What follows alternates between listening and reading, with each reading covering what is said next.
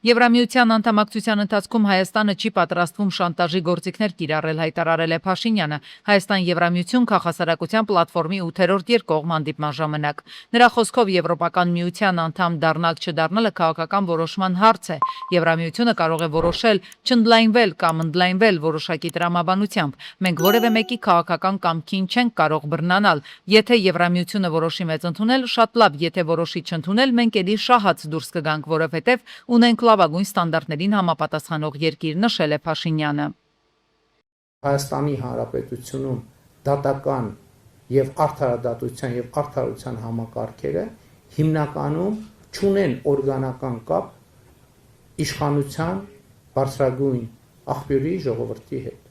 Եվ այս խնդիրն է կարևորագույններից մեկը, որը մենք պիտի լուծենք առաջիկայում նոր սահմանադրություն ընդունելով։ Որովհետև Հայաստանում արդարադատությունը եւ արդարությունը կառավարվում է մեծ մասամբ այնպիսի ինստիտուտների կողմից, որոնք կղզիացած են, մեկուսացած են, իրենք չունեն օրգանական կապ ժողովրդի առաջ եւ նաեւ չունեն հաշվետվողականության բավարար մակարդակ։ Անտալիայի 5-րդ դիվանագիտական ֆորումին ըստ միջոցառման պաշտոնական կայքում հրապարակված տեղեկությունների Հայաստանը կներկայանա միայն փոխարտգործնախարարների մակարդակով։ Թուրքիայում չի լինելու նաև հայ-թուրքական հարաբերությունների կարգավորման հարցի բանագնաց Ռուբեն Ռուբինյանը, թե ինչու խորհրդարանի փոխոսնակը լրագրողների հետ զրույցում պատճառներ չի մանրամասնել, մինչև Բաքուն ամենաբարձր իսկ մակարդակով է այս ֆորումին մասնակցում, ունենալ տպավորություն, որ Երևան-Անկարա հարաբերությունների կարգավորման գործընթացում խնդիրներ կան, փորձագետներն առավել լայն տարածաշրջանային իրավիճակի հետ են կապում Երևանի որոշումը։ Կան երկու այսպես մակարդակ, ռազմավարական եւ օպերատիվ, առաջին մակարդակը ուղղակի մասնակցությունը, ես կարծում եմ պայմանավորված է Հայաստանի իշխանությունների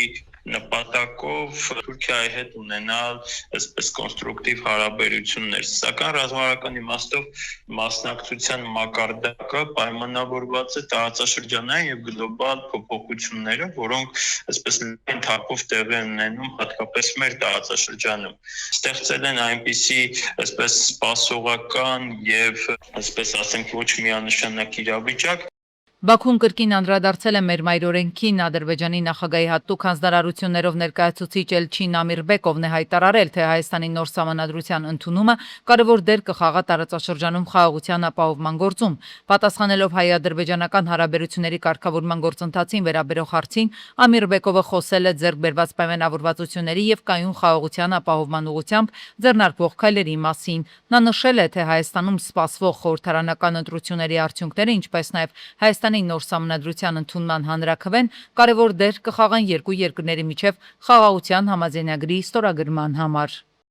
Իրանական նավահանգիստների ամերիկյան շրջափակումը հարվածելու է ոչ միայն Թեհրանի խոշորագույն առևտրային գործընկերներին, Չինաստանին, Թուրքիային, Հնդկաստանին ու Պակիստանին, այլև Ադրբեջանին ու Հայաստանին։ Վերջիններս 2024 թվականին ներառված են եղել իրանական ապրանքների խոշոր ներկրողների ցանկում։ Այս մասին հայտնում է CNN-ը։ Իրանական արտահանման հիմնական ապրանքատեսակների թվում են էթիլենային պոլիմերները, երկաթաքարը, ացիկլիկ սպիրտների ածանցյալները եւ նավթային գազը։ Լիբանանին իսրայելական ցախալի հարվածների համատեքստում Թուրքիայի նախագահ Էրդողանը հայտարարել էր, այնպես ինչպես թուրքերը մտան Արցախ, Լիբիա, նույնը կանեն նաև Իսրայելի դեպքում։ Քաղաքագետը մեկնաբանելով Էրդողանի հայտարարությունը հայտնել է, թե Էրդողանի կոշտ ռետորաբանությունն ավելի շուտ ներքաղաքական նպատակներ ունի եւ Լիբանանում ռազմական գործողությունը հուզական արձագանք է առաջացնում Թուրքիայի իսլամիստների ու պահպանողականների շրջանում։ Ըստ Արեշևի, Թուրքիայի նախագահի սպառնալիքները հենց այդ սեգմենտի համար են նախատեսված։ Мы знаем, что многое в Армении Հասկանալի է, որ այժմ Հայաստանում շատ բան է տեղի ունենում նախընտրական պայքարի տրամաբանությամբ, եւ կրքերի թեժացումը ընդհուպ մինչև հունիսի 7-ը միայն կմեծանա։ Հայաստանի ղեկավարության նման դիրքորոշումը Ռուսաստանի համար առանձնապես գաղտնիք չէ, սակայն կարծում եմ երկու կողմից էլ կա պրագմատիկ հարաբերություններ պահպանելու անհրաժեշտության ըմբռնում այնտեղ, որտեղ դա համապատասխանում է երկու պետությունների շահերին։ Կա նաեւ հարաբերությունները չխզելու անհրաժեշտության ըմբռնում։ Դա ոչ մի դրական բանի չի հանգեցնի ոչ Երևանի, ոչ Մոսկվայի համար։ Գյորջյան Կասկադ 60 ամիս փուլային վճարում բազմաթիվ առավելություններ։ Կենտրոնական ընտրական հանձնաժողովը հետևելու է, որպեսզի ընտրական գործընթացում կատարվող բոլոր ծախսերը լիարժեք արտացոլվեն հայտարարագրերում։ Այս մասին հայտարարել է Կենտրոնական ընտրական հանձնաժողովի նախագահ Վահագն Հովակիմյանը։ Արտաքին գովազդի տեղադրման գործընթացը ևս գտնվում է խիստ կարգավորման ներքո։ Մասնավորապես 5 քառակուսի մետրից մեծ վահանակները կարող են տեղադրվել միայն Կենտրոնական ընտրական հանձնաժողովի կողմից իրականացվող բաշխման հիման վրա, իսկ վճարովի գովազդային այլ հարթակները նույնպես պետք է արտացոլվեն ֆինանսական հաշվետվություններում։ Անհասկանալի իրավիճակ է ստեղծվել հացի շուկայում, մի կողմից հացի քաշը անընդմեջ նվազում է, իսկ գինը բարձրանում, մյուս կողմից հացի գլխավոր հումքը այլուր էժանացել է։ 100 դրամանոց հաց Հայաստանի որևէ խանութում կամ սուպերմարկետում գնել հնարավոր չէ։ Հացի գինը նվազագույնը շարունակում է մնալ 200 դրամը, այն դեպքում, երբ ցորենի 1 կիլոգրամի արժեքը 200 դրամից իջել է 70 դրամ։ Սա լուրջ ահազանգ է հացամթերքի շուկայում ուսումնասիրություն իրականացնելու համար։ Նշում են ոլորտի մասնագետները ու հավելում շուկան մրցակցային է ու որևէ արտադրող գին թելադրելու կարողություն չունի։ Վերահսկողություն չկա, ով ինչ գնի է ներկրում ու ինչ գնի է վաճառում։ Գործարանը ինքը, ում որ մատակարարում է, ասում է՝ «Դի տնեք, ես ինչ գին է»։ Սրանից թանկ չպետք է վաճառեք, բայց մենք չունենք գյուղատնտեսական ոչ մի ապրանքի, այդպես գին դրած, որ ասենք նախարարությունը ստիվի ֆերմերին կամ չգիտեմ ում, ասի կամ որ էս է գինը, սրանից թանկ չպետք է վաճառեք։ Հայաստանի Հանրապետության վիճակագրական կոմիտեն ներկայացրել է 2026 թվականի փետրվարի դրությամբ Երևան քաղաքի բազմաբնակարան շենքերի բնակարանների շուկայական միջին գները։ Բնակարանների 1 քառակուսի մետր մակերեսի հաշվարկով շուկայական միջին գինը կենտրոն վարչական շրջանում կազմել է 898,000 դրամ։ Նախորդ տարվա համադրելի ցուցանիշի համեմատ գրանցվել է 0,2% անկում։ Ճանապարհային խախտումները վաղուց միայն տեսախցիկների կամ պարեկների վերահսկողության տակ չեն, վաղուց դրանց ֆիքսմանը կարող է մասնակցել նաև յուրաքանչյուր քաղաքացի։ Road Control Armenia բջջային հավելվածի միջոցով։ Այն հնարավորություն է տալիս լուսանկարահանել կամ տեսանկարահանել ճանապարհային խախտումները եւ ուղարկել ոստիկանություն։ Համակարգը ըստ էության նախատեսված է ճանապարհային երթևեկությունն ավելի անվտանգ դարձնելու համար։ Ըստ ներքին գործերի նախարարի տեղակալի տեղի է ունեցել աշխատանքային քննարկում հավելվածի կիրառման արդյունավետությունը գնահատելու համար։ Մասնագետների գնահատմամբ ծրագիրը ընդհանուր առմամբ կարող է արդյունավետ լինել, սակայն նրանք նշում են, որ համակարգի ներդրման վարորդների վարքագծում էական փոփոխություններ չեն նկատվել։ Երբ որ կամերա շարելու փոխարեն դու հետիոտներին ես տալիս այդ գործիքը, ասենք վարորդները գիտեն, որ ցանկացած պահին իրանք կարող են նկարեն, ինքնին շատ ավելի զգոնանալնում, ավելի կակապա։ Եթե մայթին ավտոփոխը գնացել է, եթե նույնիսկ բարեկները չեն նկատում, այն մարդը, որ այդ մայթից օգտվում է, ալու է նկարելի է, ինքն կտուգանվի։ Երբ որ տեղեկացնում են բոլորը սկսեն օգտվել, ինքը անհավատ ավելի արդյունավետ կլինի, որտեղ կան տեղեր, որտեղ սիստեմատիկ, ասենք, այս խախտումներ արվում են, որը հանգիստ կարելի է կանխել մենակ այդ ծրագրի օգտագործումով։ Միացյալ Նահանգների Հորմուզի նեղուցի ծովային շրջափակումը կարող է զգալի կորուստներ առաջացնել ամերիկացի զինվորականների շրջանում, հայտնել է CNN-ը։ Հեռուստաալիքի գնահատմամբ շրջափակման ապահովումը կպահանջի զգալի ռեսուրսներ եւ ռազմածովային ուժերի ներգրավում, ինչը կմեծացնի անձնակազմի համար առկա ռիսկերը։ Նշվում է, որ նախկինում Միացյալ Նահանգները Իրանին հարվածներ էր հասցնում հիմնականում օդից։ Իրավիճակն CNN-ի բարդանում է նրանով, որ Իրանն արդեն հայտարարել է անօդաչու թռչող սարքերի եւ փոքր նավերի օգնությամբ ամերիկյան նավերի վրա հարձակվելու պատրաստակամության մասին, ինչը մեծացնում է էսկալացիայի եւ կորուստների հավանականությունը։ Միացյալ Նահանգները շատ մոտ է Իրանի դեմ գործողության ավարտին, բայց դեռ չի ավարտել։ Այս մասին հայտարարել է Թրամփը։ Ավելի վաղ Fox News-ի լրագրողը Սպիտակ տան ղեկավարի հետ հարցազրույցից հետո հայտնել էր, թե Թրամփը պնդել է Իրանի դեմ գործողության ավարտի մասին։ Կարծում եմ այստեղ ամեն ինչ մոտ է ավարտին։ Ես իրավիճակը գնահատում եմ որպես ավարտին շատ մոտ, բայց մենք դեռ չենք ավարտել։ Մի քիչ էլ ու ամեն ինչ կավարտվի։ Լիբանանի եւ Իսրայելի միջև շփումները նպատակ ունեն վերջ դնել Հեզբոլայի ազդեցությունը, հայտարարել է Միացյալ Նահանգների պետքարտուղար Մարկո Ռուբիոն։ Նրա խոսքով ներկայիս բանակցությունները վերաբերում են ոչ միայն հրադադարին, այլև ավելի լայն համաձայնագրերին, այդ թվում Լիբանանում Իսրայելի ռազմական գործողությունների դադարեցմանը։ Ավելի վաղ հայտնել էին, որ այսօր Վաշինգտոնում պատմության մեջ առաջին անգամ տեղի են ունենում Լիբանան-Իսրայել ուղիղ բանակցություններ։ Ջորջիայի համալսարանում անցկացվող ֆորումի ժամանակ ԱՄՆ փոխնախագահ Ջեյ Վենսը հայտարարել է, որ Միացյալ Նահանգները այլևս չի մասնակցելու Ուկրաինայի սպառազինության մատակարարման եւ գնման գործընթացին։ Վաշինգտոնն առաջարկել է եվրոպական երկրներին ինքնուրույն հոգալ Կիևի վարչակարգի համար զենքի ձեռքբերման հետ կապված հարցերը։ Միացյալ Նահանգները այլևս զենք չի գնում եւ չի ուղարկում Ուկրաինա։ Մենք հենց նոր դուրս եկանք այդ գործից։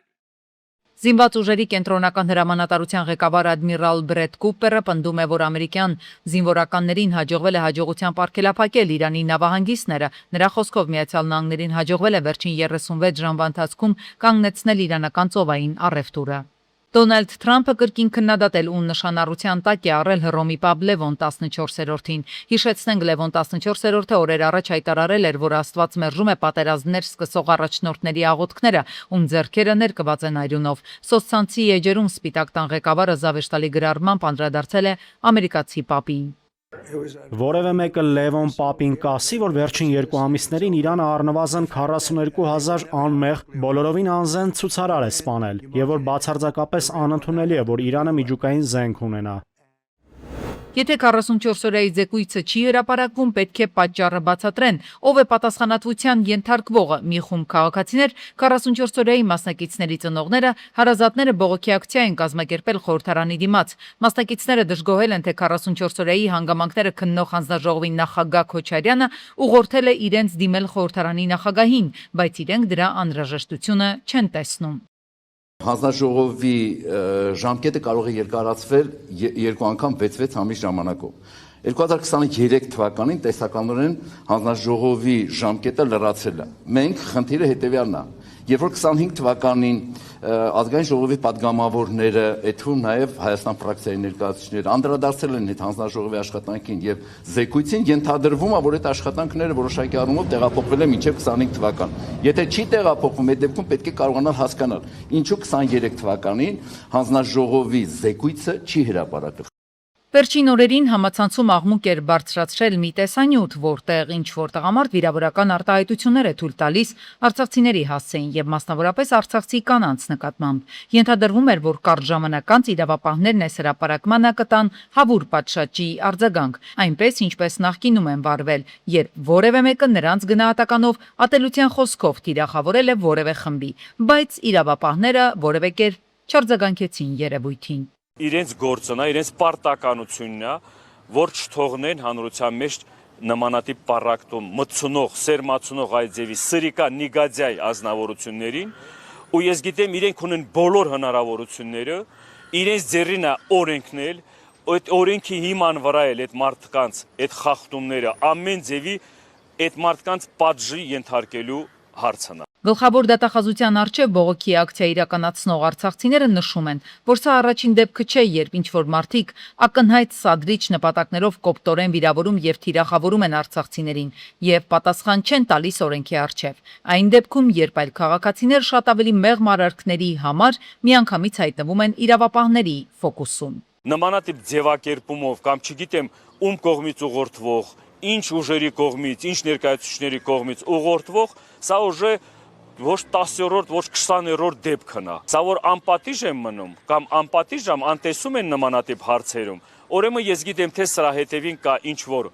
ներկայացուցիչներ, ինչ-որ ուժեր։ Հայաստանում քրեորեն պատժելի է համարվում ատելության խտրականություն պարունակող խոսքը կամ բռնության կոչերը, որևէ խմբի նկատմամբ թշնամանքի կամ անհանդուրժողականության տարածումը։ Արցախցիների նկատմամբ կիրառված խոսքը հենց այդպիսին է, նշում են փորձագետները։ Այստեղ քրեական գործ չհարուցվի եւ նրան մեղադրանք չառաջադրվի, մեզ ունենք միայն մեկ հնարավորություն, այն էլ դատարանն է։ Կարծում եմ, որ դատարանները ավելի ճիշտ լուծում կտան այս գործին, այստեղ բացահայտ 329-րդ հոդվածի 3-րդ մասը առկա է։ Ոստիկանությունը կամ ուրիշները ներկայացնում են հաղորդում ու քննիչը գործահարուցում, որտեղ ոստիկանությունը ունի նման ֆունկցիա։ Ինքը իր լիազորության ընթացքում այդ հանցագործությունը հայտնաբերում, իսկ սա տիպիկ է ուղղակի, եթե իրենք անցել են այդ ամբողջ դասընթացները, տեղյակ են ինչ ատելության խոսքը, սա պետք է լիներ առաջին հենց դասագրքային օրինակը, որ պետք է միանգամից սրա մասին հաղորդում ներկայացնեին, իսկ տեղեկություն փոխանցեն քննչական մարմնին, դա գործառույց էր։ Խնդիրն այն է, որ եթե դու թույլ ես տալիս մեկին հատել օրենքով սահմանված կարմիր գծերը, դա հետագայում կարող են անել նաև ուրիշները։ Սրա հետևանքով ազգամիջյան պարակտումը կարող են նոր մասշտաբների հասնել, նշում են փորձագետները։ Եթե ատելությունը, խտրականությունը տարածվում են, հայտնվում են մարդիկ, ովքեր ավելի ծանր արարքների են պատրաստ, վտանգավոր խոսք հասկացությունը դա է, ինչը բարձրացնում է ֆիզիկական բռնության վտանգը։ Ու դրա սկզբներից մեկը անարձագանք թողնված ատելության խոսքն է։ Փորձագետների կարծիքով այս երևույթի վատ կողմերից մեկն այն է, որ հասցեական արձագանքի բացակայության պատճառով հանրության շրջանում ընկնում է իրավապահ քննչական համակարգի հեղինակությունը եւ արդարադատության համակարգի նկատմամբ վստահությունը։ Ապրիլի 14-ին մահվան ելքով վրայերթը տեղի ունեցել Արագածոտնի մարզում Մարգարավանաձոր դաշտի ճանապարհին Հարթավան Շնավան խաչմերուկում 60-ամյա հայ Opel Vectra-ով վրայերթի ենթարկել փողոցը չթույլատրելի հատվածով հատող 66-ամյա Ջուլիետային վարորդը փախուստի չի դիմել օգնել օպերատիվորեն ժամանած ապարան բժշկական կենտրոնի շտապօգնության բժիշկների հերթապահ խմբին կնոջը տեղափոխել հիվանդանոց ավելի ուշ նա մահացել է։ Ժամանել են ոստիկանության Պարեկային ծառայության Արագածոտնի մարզի գումարտակի 2-րդ վաշտի 2-րդ դասակի պարեկները։